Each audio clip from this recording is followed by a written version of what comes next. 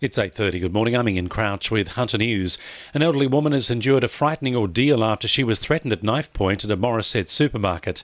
A man had just purchased the knife yesterday afternoon when he allegedly approached the 75-year-old at the Yambo Street store and held the knife to her back.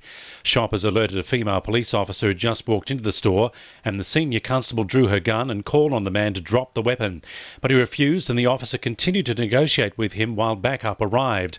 Joanne Elliott from police headquarters says the man then released the woman but continued waving the knife while attempting to leave the shopping mall. He was tasered by police, causing him to fall to the ground, where police moved in to make the arrest. He's now been charged with being armed with intent, using a weapon to avoid apprehension, as well as other offences. He is due to appear in Toronto local court today. The search continues for a man who fled the scene of a bad crash at Parkville.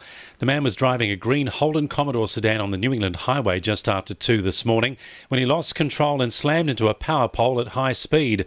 The pole snapped in two and the car sustained extensive damage, but somehow the man survived and fled before police arrived. After 14 months of planning and preparation, the V8 supercars are about to hit the track for the inaugural Newcastle 500.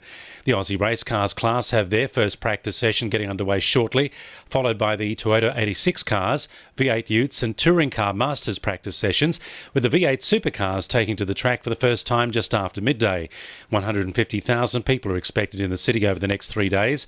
Shane Howard from Supercars Australia is urging fans to leave the car at home. We really urge people that if you don't have to drive, take the public transport. There's an integrated ticket here that you can use public transport and come to the event. There's park and rides set up if you do have to drive. So don't drink and drive and just come along, enjoy such a fabulous weekend with the championship going down to the wire, and go home safely.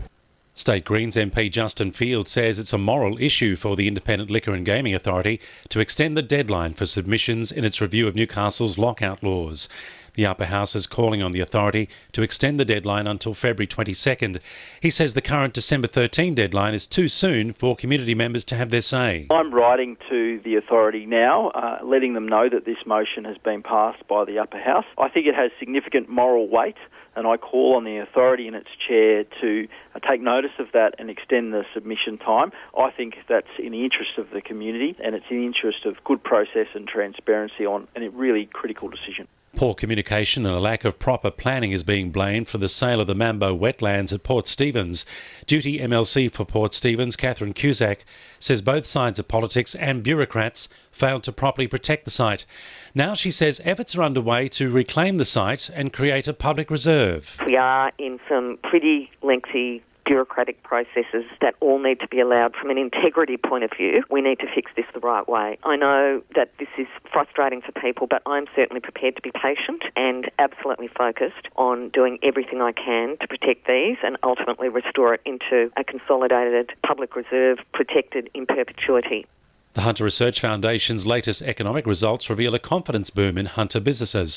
Levels of confidence in the regional economy are reportedly due to improvements in the labour market and a strong performance in the housing market.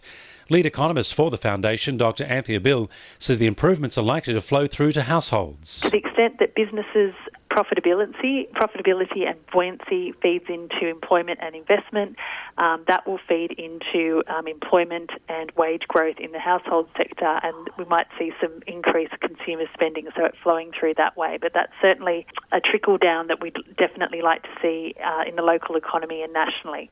Sport for our sponsor, PRD Nationwide East Maitland. Practice gets underway shortly for the first ever Newcastle Supercars, with pole position still up for grabs. Jamie Whincup and Scott McLaughlin are locked in a two-way battle for the championship in the final two races this weekend, with just 30 points separating the pair. McLaughlin told Fox Sports he's enjoying the ride. You know, it's an exciting time in my life, and I'm just trying to enjoy it. And it's a worse spot to be in, and we're certainly chasing, and it's nice. The Jets have thrashed Melbourne victory 4-1 overnight to secure top spot on the ladder once again. Andrew Nabu netted a brace, while Daniel Georgievski found the net against his former club. Coach Ernie Merrick says he was pleased with the team's attack. When it was 11-a-side, we were still in their half for the vast majority of time. What was impressive was we kept playing football from beginning to end. We didn't resort to a long ball or just shut the shop up at the end. The boys wanted a fifth goal, and I quite like that attitude. And Hunter jockey Robert Thompson will aim for his fifth Cessnock Cup today as he boards race favourite Invicta. That's sport. I'm Josh Sim. And the winning numbers in Powerball are 39, 17, 36, 35, 27 and 33, and the Powerball number is 7. 2NURFM News Time, 25 to 9.